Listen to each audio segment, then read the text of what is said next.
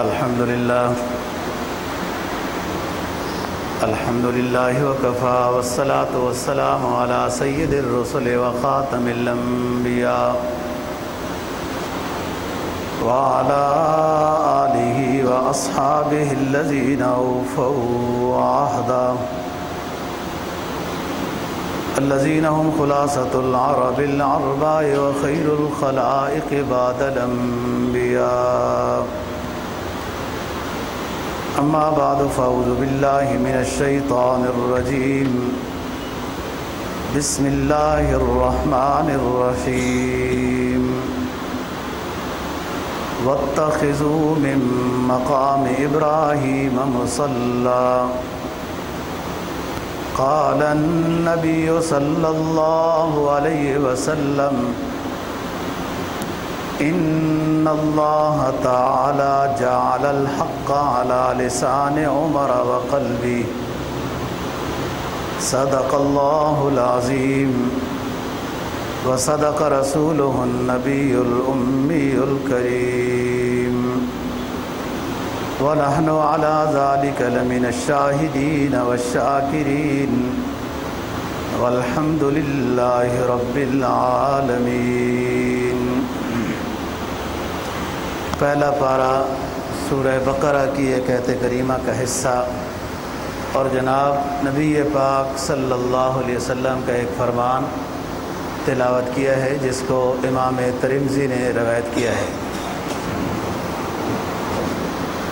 فرمایا اللہ رب العزت نے طواف کرنے والے حج عمرہ کرنے والوں کو واتخذوا من مقام ابراہیم مصلی، کہ جب تم طواف سے فارغ ہو جاؤ یعنی 7 چکر لگا لو تو اس کے بعد مقام ابراہیم پر 2 رکعت طواف پڑھا کرو. یہ حکم نازل ہوا آپ صلی اللہ علیہ وسلم اس وقت فتح مکہ کے موقع پر شکرانے کا عمرہ ادا کر رہے تھے، اور اس حکم کے نازل ہونے سے پہلے حضرت عمر فاروق رضی اللہ تعالیٰ عنہ نے اپنی تجویز پیش کی تھی کہ میرا یہ دل چاہتا ہے کہ جب طواف سے ہم فارغ ہوں تو 2 رکعتیں طواف مقام ابراہیم پر پڑھا کریں. تو آپ صلی اللہ علیہ وسلم نے فرمایا عمر بات تو اچھی ہے، حرم میں 2 رکعت مقام ابراہیم پہ. تو حضرت عمر نے پھر عرض کیا حضور آپ اعلان فرما دیں. تو کہا یوں اعلان نہیں ہوتا، میں قانون کا مبلغ ہوں، اللہ کی طرف سے جب قانون آ جائے گا اعلان کروں گا. آپ نے ایک رائے دی، مجھے بھی اچھی لگی. یہی گفتگو ہو رہی تھی کہ جبرائیل علیہ السلام وحی لے کر آ گئے اور یہ آیت نازل ہوئی کہ حضرت عمر کی رائے سے ہمیں اتفاق ہو گیا جب بھی کوئی شخص 7 چکر لگا لے طواف کے تو اس کے بعد 2 رکعت طواف یہ واجب ہے اور مقام ابراہیم کے. میں نے جو آپ کے سامنے حدیث پاک تلاوت کی ہے اس میں بھی حضرت عمر فاروق رضی اللہ تعالیٰ عنہ کی فضیلت آپ صلی اللہ علیہ وسلم نے بیان فرمائی. آپ نے فرمایا کہ اللہ تعالیٰ نے حق کو عمر کے زبان اور عمر کے دل پر جاری کیا ہوا ہے. حق بات کو عمر کی زبان اور اس کے دل پر جاری کر رکھا ہے اللہ نے کہ جب بھی بات کرتے ہیں اچھی بات ہوتی ہے. اور کئی دفعہ ان کی رائے کے مطابق قرآن مجید نازل ہوا ہے. آج کی گزارشات میں حضرت عمر فاروق رضی اللہ تعالیٰ عنہ کے چند فضائل، چند مناقب بیان کرنا مقصد ہے. اور آج کی تاریخ کو کیوں حضرت عمر فاروق رضی اللہ تعالیٰ عنہ کے مناقب کے لیے منتخب کیا ہے کہ حضرت عمر فاروق رضی اللہ تعالیٰ عنہ کی شہادت انہی دنوں میں ہوئی. 27 ذی الحجہ یعنی سن 23 ہجری ختم ہونے والی ہے. 27 ذی الحجہ جیسے آج 28 ہے،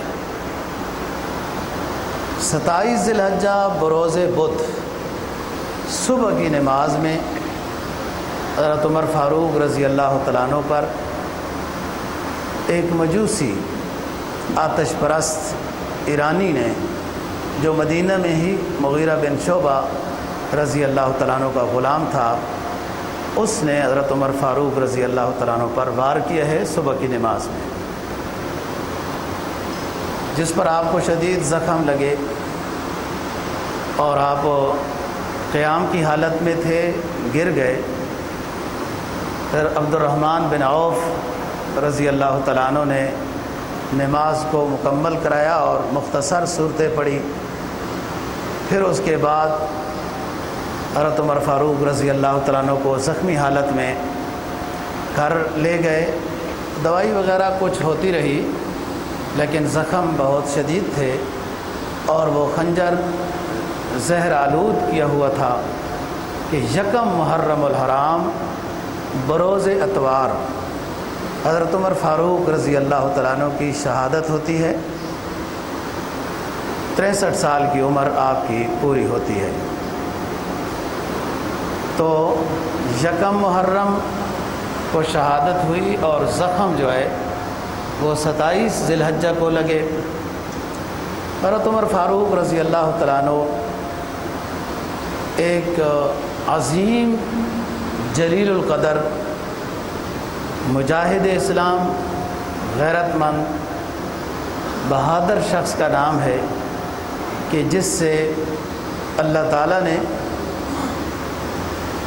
اسلام کو شان و شوکت عطا کی ہے۔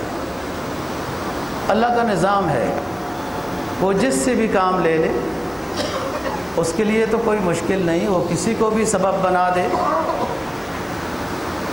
لیکن حضرت عمر فاروق رضی اللہ تعالیٰ عنہ کی دانشوری، سمجھداری اور بہادری اور کئی خوبیاں آپ صلی اللہ علیہ وسلم نے سن رکھی تھی۔ جب آپ کے نبوت کا زمانہ ہے اور آپ نے اعلان کیا ہے،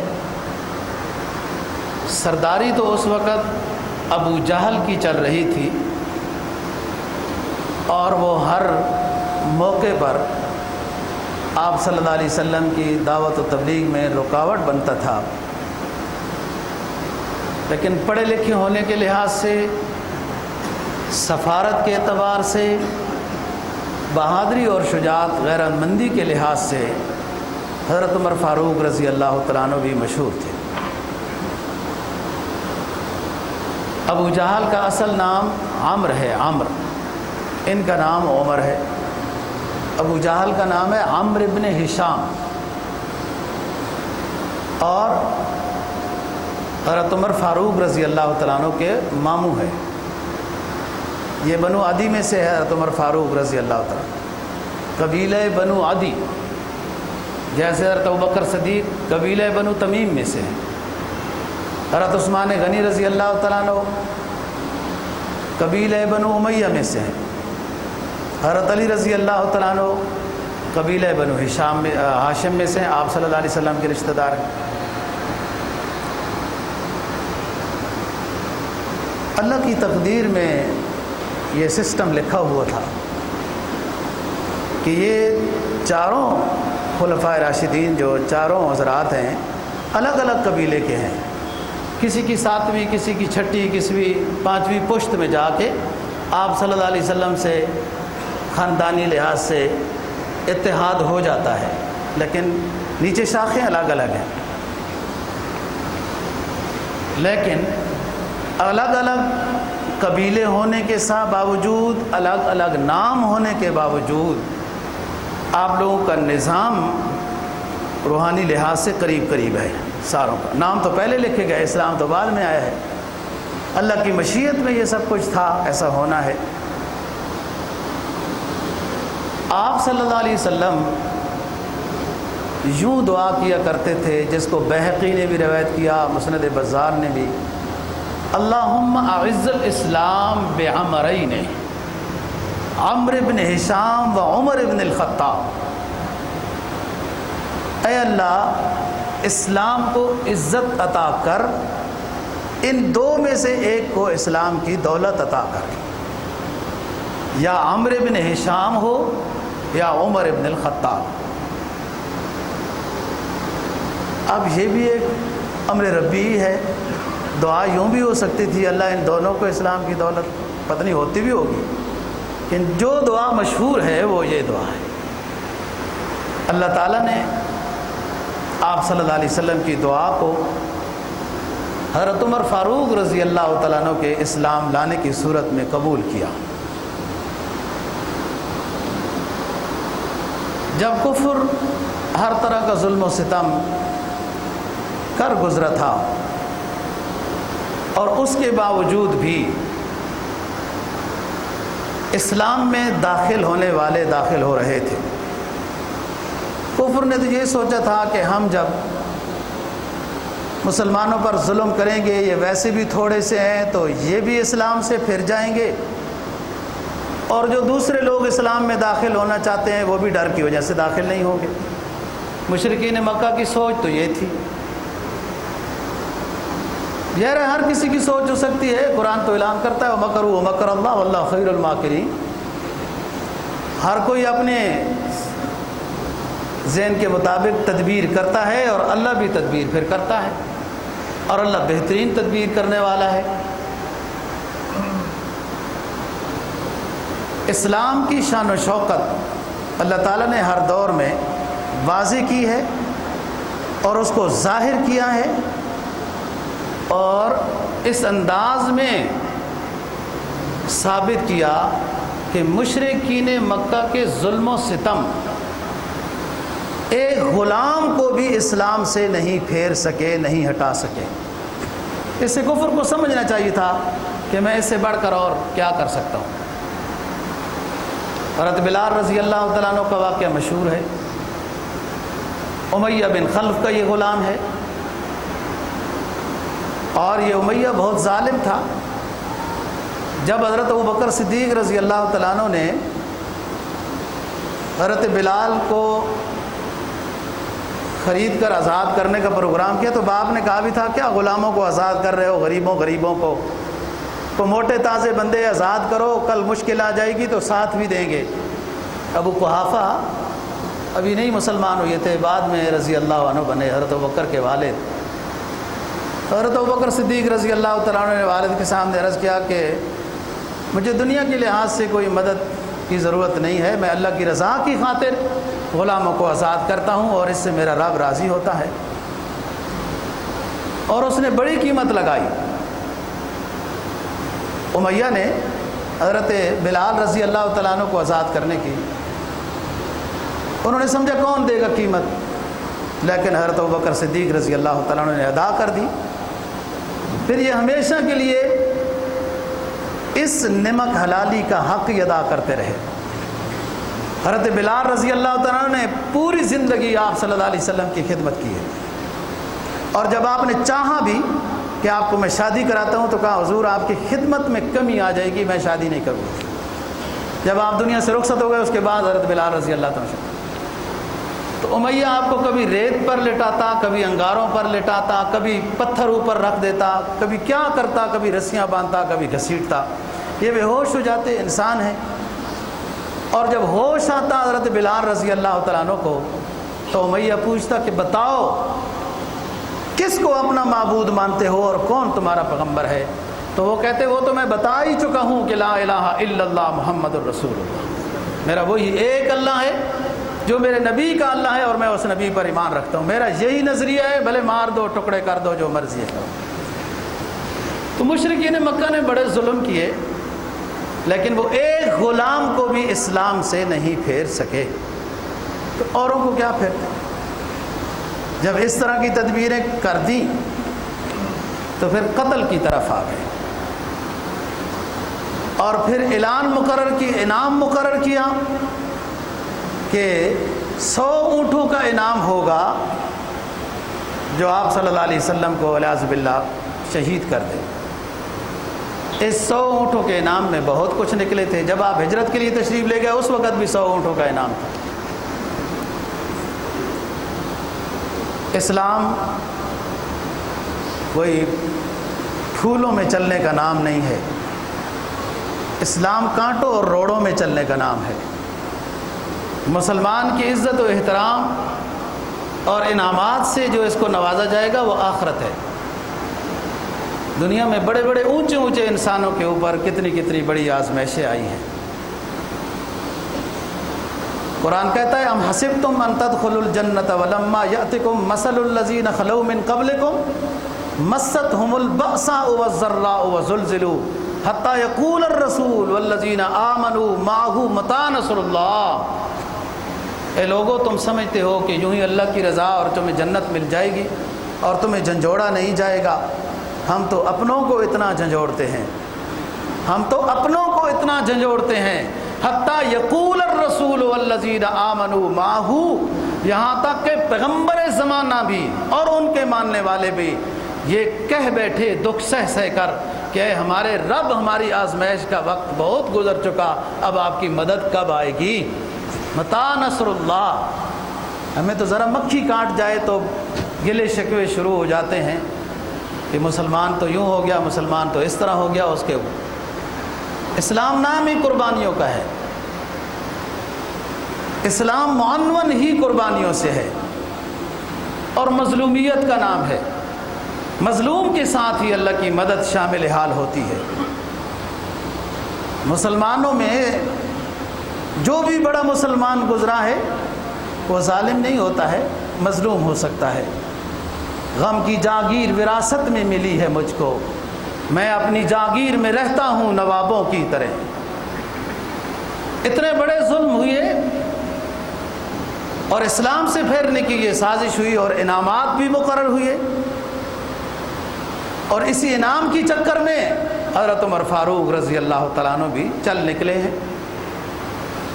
راستے میں ایک شخص ملتا ہے، کہتے ہیں عمر کیا بات ہے، آپ کیوں جلال میں جا رہے ہو؟ 27 سال کی عمر ہے آپ کی، 27 سال اصل جوانی ہوتی ہے۔ قد آپ کا بڑا تھا کہ مجمع میں کھڑے ہوتے تو لوگ سمجھتے تھے کہ یہ سواری پر کھڑے ہیں، اور رنگ سرخی کی طرف میل تھا، اور جب غصہ آ جاتا تھا تو اور سرخ ہو جاتا تھا، اور زمانہ خلافت میں اس سرخی کو پھر پیلے رنگ میں بدلتے رہے۔ سرخ رنگ ویسے بھی ہے، اور جب غصہ آ جائے، اور غصہ ویسے بھی تھا اور سرخ ہوئے، تلوار لی ہوئی ہے۔ راستے میں ایک ساتھی پوچھتے ہیں کہاں جا رہے ہو؟ کہا مسئلہ ہی نمٹانے جا رہا ہوں، کہ نیا دین آ گیا ادھر، فلانا بندہ نیا مذہب کی بات کرتا ہے، توحید کی بات کرتا ہے۔ اس نے کہا ٹھیک ہے، پہلے اپنے گھر تو جاؤ، آپ کا بہنوئی سعید بن زید اور آپ کی بہن فاطمہ رضی اللہ عنہما وہ اسلام لا چکی ہیں، آپ اپنے گھر کا تو پہلے خیال کرو، ادھر کو چھوڑو تو مڑ پڑے۔ اور جا کے سب سے پہلے بہنوئی کو کوٹنا شروع کر دیا۔ پھر بہن آگے آئی کہ کیوں مارتے ہو؟ آپ کے مارنے کا مقصد اگر یہ ہے کہ ہم اسلام سے پھر جائیں گے تو یہ نہیں ہو سکتا۔ تو وہ رک گئے، پھر کہا کیا بات ہے، کیا اسلام ہے؟ اور آواز جو آ رہی تھی وہ کیا پڑھ رہی تھی؟ حضرت فاطمہ حضرت عمر رضی اللہ عنہ کی بہن، طٰہٰ ما انزلنا علیک القرآن لتشقیٰ الا تذکرۃ لمن یخشیٰ، یہ آیات تلاوت کر رہی تھی۔ کہا لے آؤ، وہ لے آئیں، لکھا ہوا جس طرح تھا۔ تو ہاتھ لگانا چاہا تو بہن نے کہا نہیں، لا یمسہ الا المطہرون، روحانی اور جسمانی لحاظ سے جو پاک ہوتا ہے وہ اس کتاب کو ہاتھ لگا سکتا ہے۔ میں یہاں ایک چھوٹی سی بات کرتا ہوں، آپ ماشاءاللہ سمجھدار پڑھے لکھے لوگ ہیں، دنیا کے تبصرے بھی سنتے رہتے ہوں گے۔ بعض مستشرقین نے اسلام کے اوپر یہ اعتراض کیا ہے کہ قرآن مجید تو حضرت عثمان غنی رضی اللہ تعالیٰ عنہ کے زمانے میں لکھا گیا تھا، تو اس سے پہلے تو نہیں لکھا گیا تھا۔ ان بدبختوں کو جواب دینا چاہتا ہوں کہ اسلام کا مطالعہ اسلام کی کتابوں سے کرو تو سمجھ میں آئے گا۔ اسلام کا مطالعہ اسلام کی دشمنوں کی کتابوں سے پڑھ کر اسلام سمجھ میں نہیں آتا۔ ابھی تو ابتدائے زمانہ ہے اسلام کا، تب بھی حضرت فاطمہ جو بہن ہے حضرت عمر فاروق رضی اللہ عنہ کی، ان کے پاس سورہ طٰہٰ لکھی ہوئی تھی۔ یہ کہتے ہیں جی لکھا تو گیا حضرت عثمان غنی رضی اللہ عنہ۔ حضرت عثمان غنی رضی اللہ تعالیٰ عنہ کے زمانے میں روایت حفص پر قرآن مجید کے کئی نسخے تیار کیے گئے، جو اتنی زیادہ فتوحات ہو چکی تھیں مختلف علاقوں میں، وہ قرآن مجید بھیجے گئے کہ اب اس روایت کے مطابق، لکھا تو پہلے ہی گیا تھا۔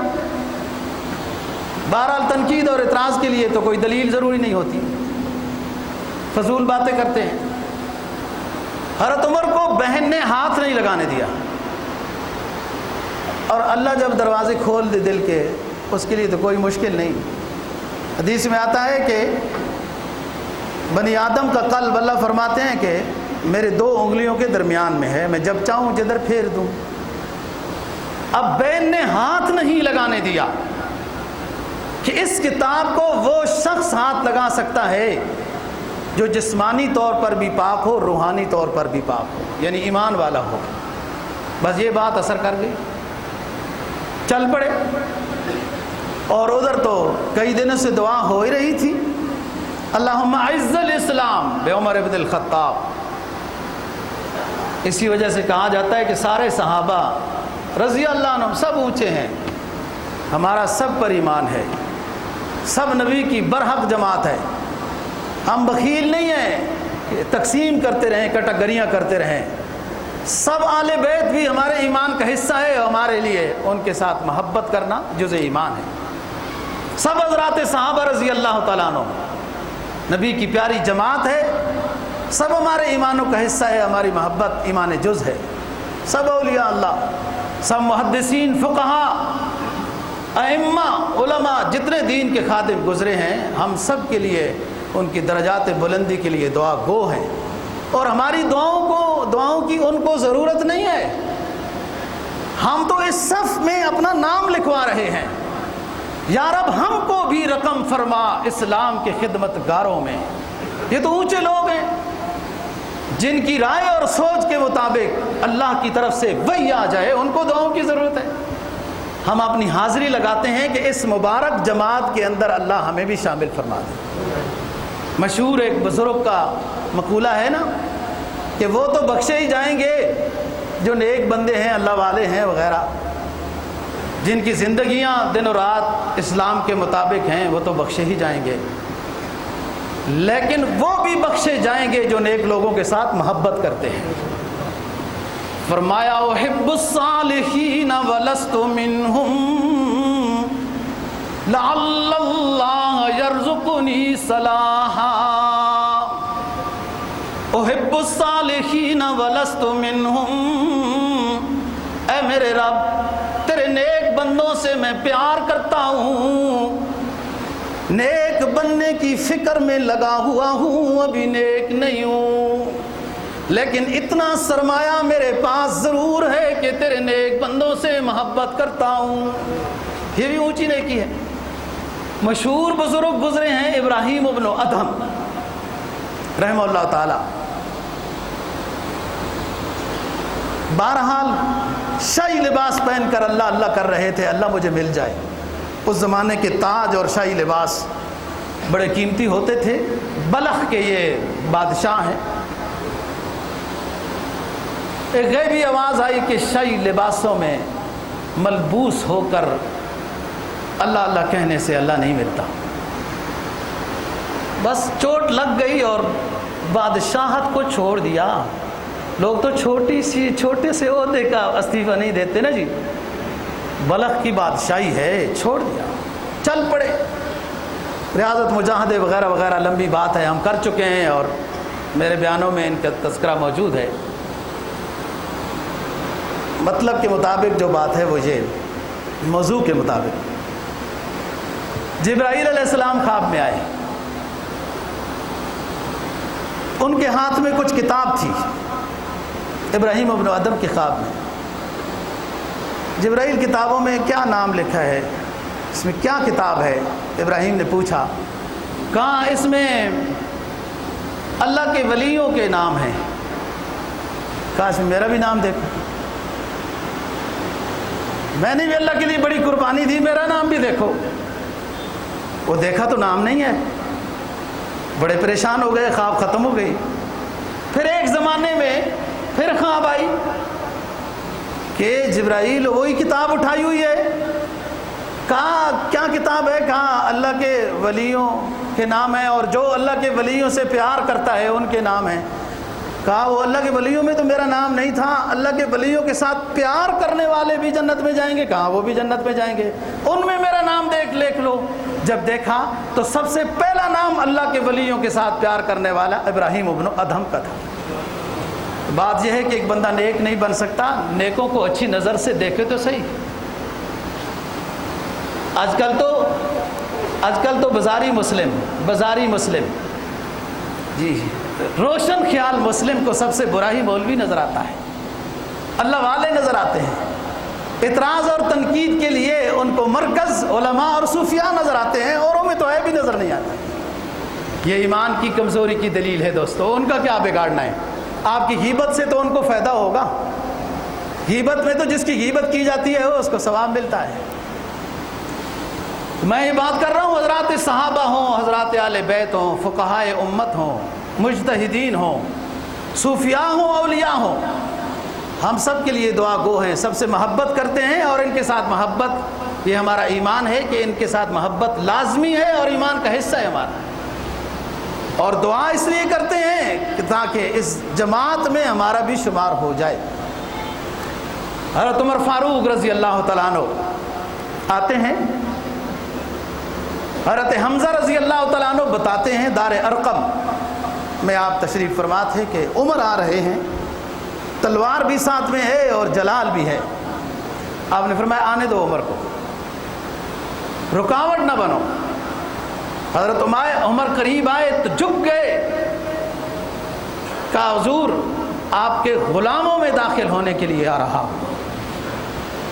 آپ نے سینے سے لگایا, سینے سے جب ہٹایا تو آپ نے 3 مرتبہ حضرت عمر کے سینے کے اوپر آپ نے دایاں ہاتھ پھیرا اور یہ دعا کی کہ اے میرے رب, میرے عمر کے سینے کو حق سے بھر دے, گند مند کینہ بغض دل سے اس کے اندر سے نکال دے. اندر آ گئے, جبرائیل علیہ السلام تشریف لائے. عرض کیا اللہ کے رسول مبارکباد ہو, عمر مسلمان ہو گیا, اور میں آسمانی مخلوق سے بھی آپ کے لیے عمر کے اسلام پر مبارکباد دینے آیا ہوں. اس لیے کہا جاتا ہے کہ باقی سب صحابہ مرید رسول ہیں, اور حضرت عمر رضی اللہ تعالیٰ عنہ مراد پیغمبر صلی اللہ علیہ وسلم. آپ 27 سال کی عمر میں مسلمان ہوتے ہیں, جب کہ لگ بھگ 40 کے لگ بھگ مرد, 11 کے لگ بھگ عورتیں مسلمان ہو چکی تھی, اور تقریباً 6 7ویں پشت میں آپ صلی اللہ علیہ وسلم کے ساتھ آپ کا شجرہ نسب ملتا ہے.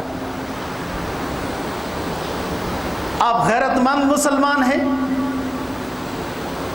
زمانہ جاہلیت میں بھی آپ کے کچھ کام نمایاں تھے, جس میں غیرت مندی کی بات بھی ہے, سفارت کی بات بھی ہے.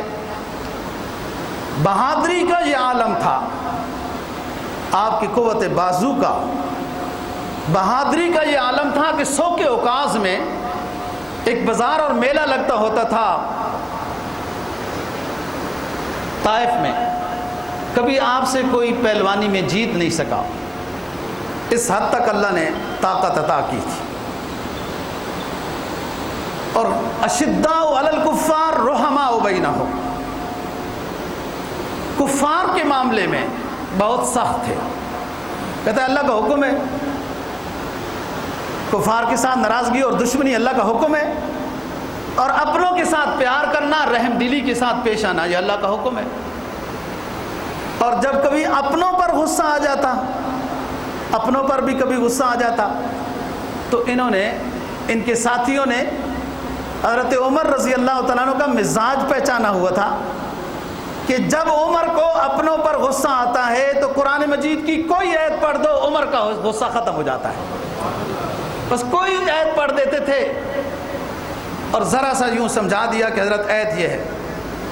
ایک دفعہ آپ کو پتہ چلا کہ بہت زیادہ خلافت کے زمانے میں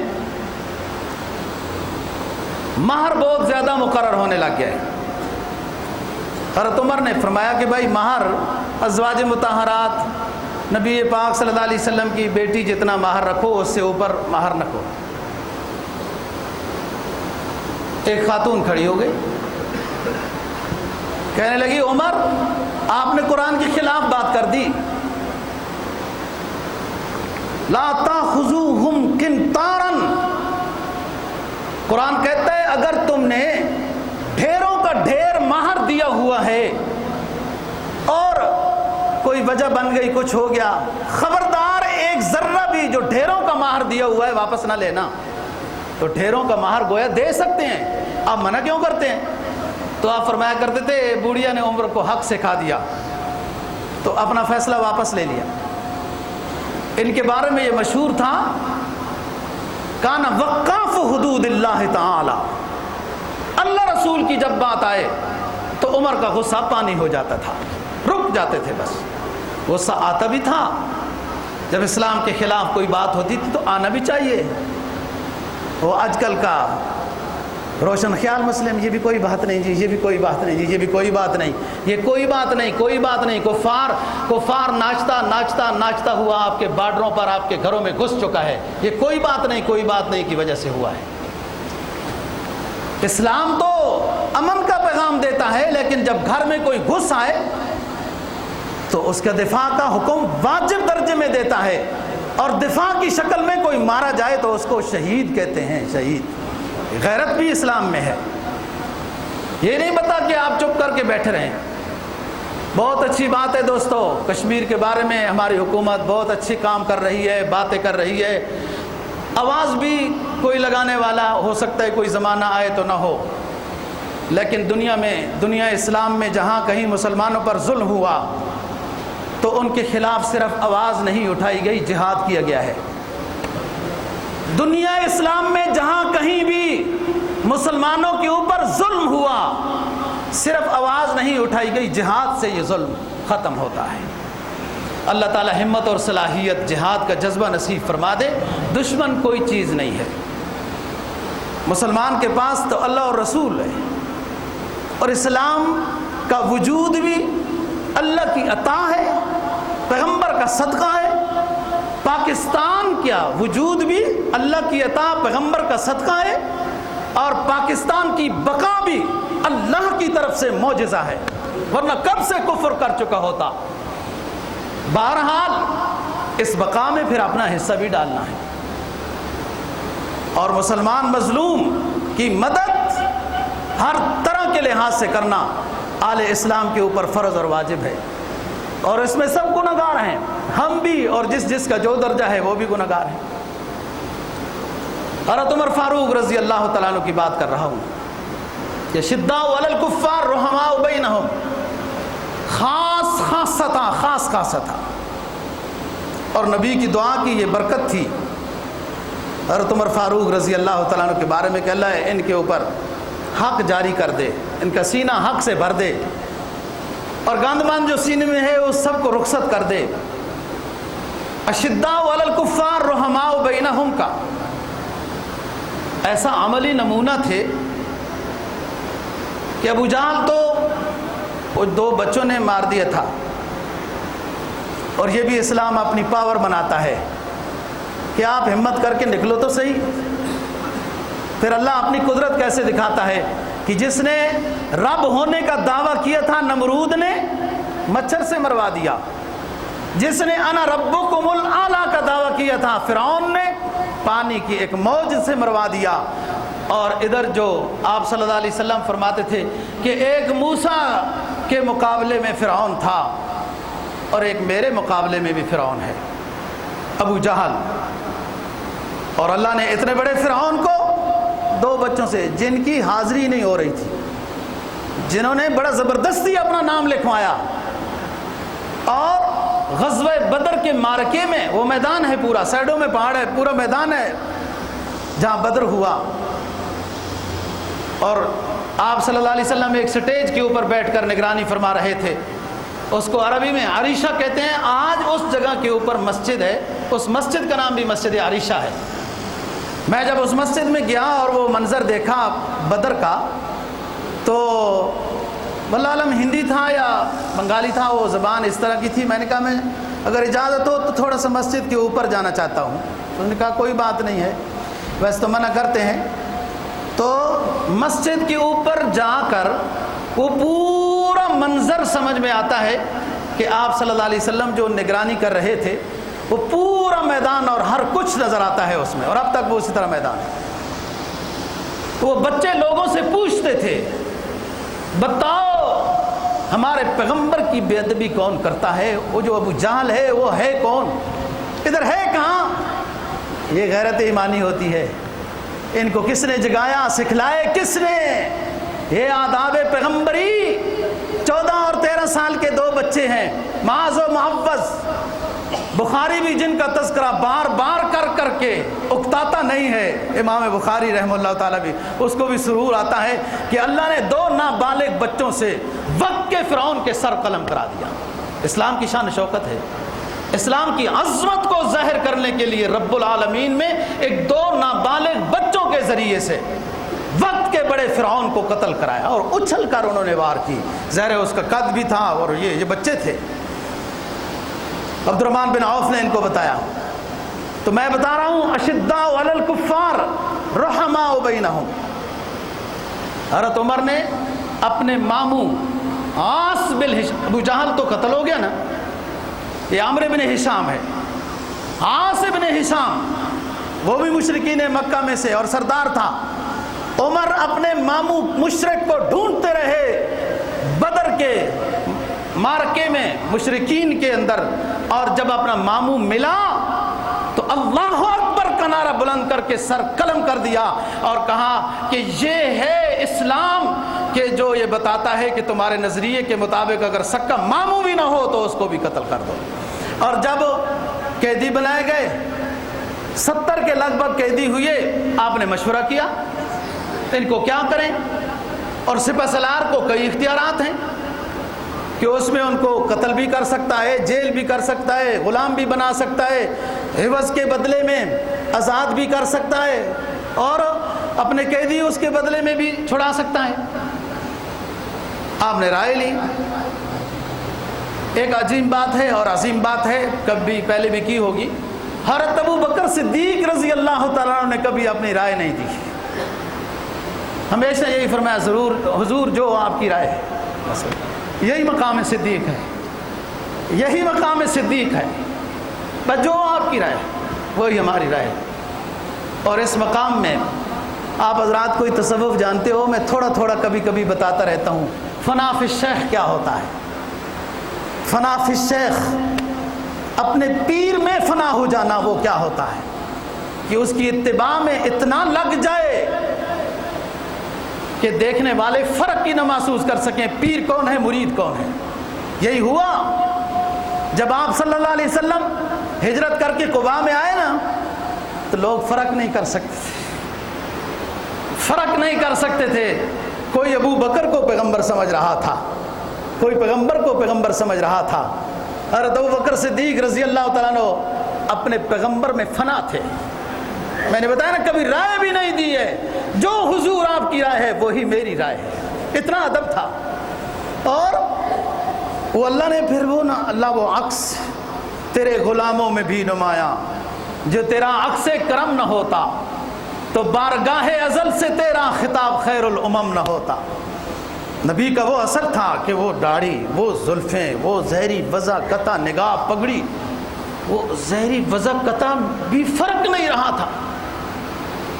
تو قباء میں ملنے والے اپنے مہمان کو وہ غلطی کا شکار ہو رہے تھے، تو حضرت ابو بکر صدیق رضی اللہ تعالیٰ عنہ نے اپنی چادر لی، یوں چادر لے کے رسول پاک صلی اللہ علیہ وسلم کے سر مبارک کے اوپر یوں کر دی کہ دنیا آنے والی سمجھ جائے یہ غلام ہے، آقا یہ ہے، یہ سمجھ آ جائے۔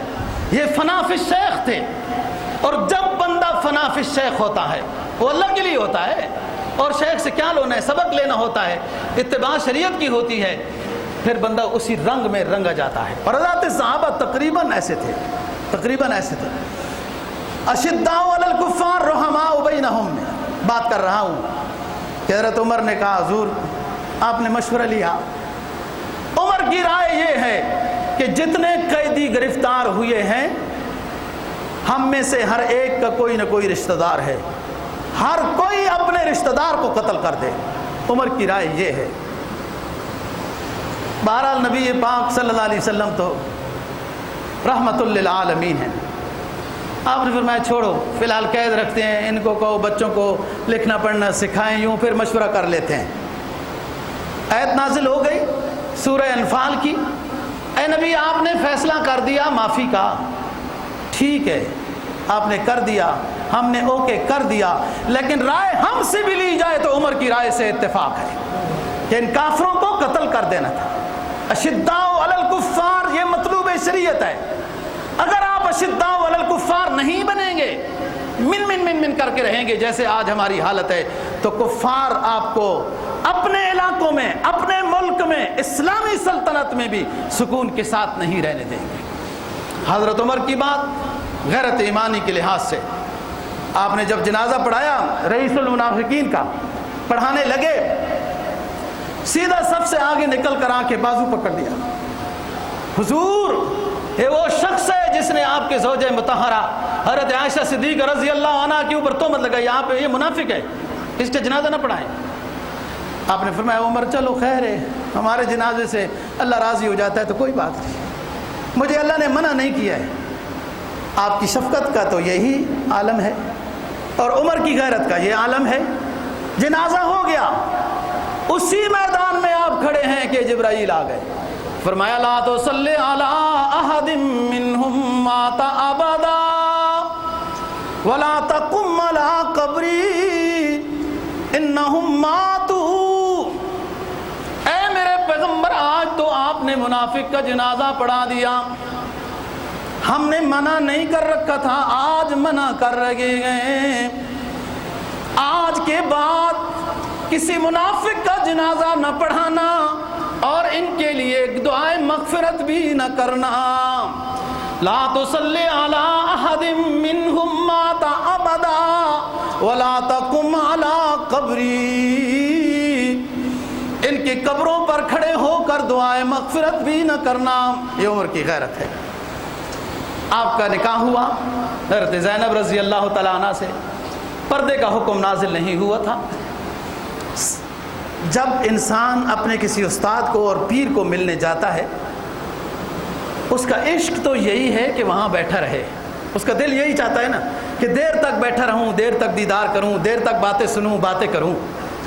لیکن ادب کا تقاضا یہ ہے کہ اور لوگوں نے بھی ملنا ہوتا ہے, بندہ جلدی اس نیت سے چلا جائے کہ دل تو نہیں چاہ رہا لیکن اور لوگوں نے بھی ملنا ہے اس لیے جا رہا ہوں, تو اس کا اٹھنا بھی جانا بھی ثواب ہو جائے گا.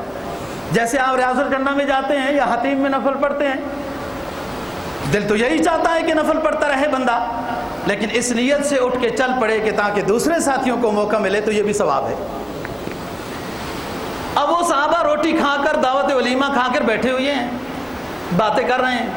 آپ صلی اللہ علیہ وسلم اندر جاتے ہیں, باہر آتے ہیں, تشریف لاتے, دکھ ہو رہا ہے. قرآن کہتا ہے کہ نبی آپ تو حیا کرتے ہیں, واللہ لا یستحیی, اللہ تو قانون نافذ کرنے والا ہے. عمر نے کہا حضور پردے کا اعلان فرمائیں, پردے کا اعلان فرمائیں. یہ بس ویسے بیٹھے ہیں اور اندر خواتین بھی ہیں اور یوں اور بیٹھ رہتے ہیں, پردے کا اعلان فرمائیں. آپ نے فرمایا پردہ تو اچھی چیز ہے لیکن میں اپنی طرف سے اعلان نہیں کر سکتا. اچھی بات ہے. وہی نازل ہو گئی سورہ احزاب میں, اللہ نے آیات نازل فرما دی کہ ہمیں عمر کے پردے والی رائے سے اتفاق ہو گیا. فرمایا ایھا النبی قل لازواجک وبناتک ونساء المؤمنین یدنین علیہن من جلابیبہن. اے نبی فرما دیجیے اپنی بیویوں کو, اپنی بیٹیوں کو, تمام مسلمان عورتوں کو فرما فرما دیجئے جب گھر سے باہر نکلا کریں پردہ کر کے نکلا کریں. یہ عمر ہے دوستو، اللہ نے جاہ و جلالت عطا کی ہے اور یہی جاہ و جلالت اسلام میں مطلوب ہے. ورنہ دشمنان اسلام تو اگر عمر جیسی جاہ و جلال نہ ہوتا تو مدینہ میں بھی نہ رہنے دیتے. عقل ہو تیری سپر اور عشق ہو شمشیر تیری، اے میرے درویش پھر خلافت ہو جہانگیر.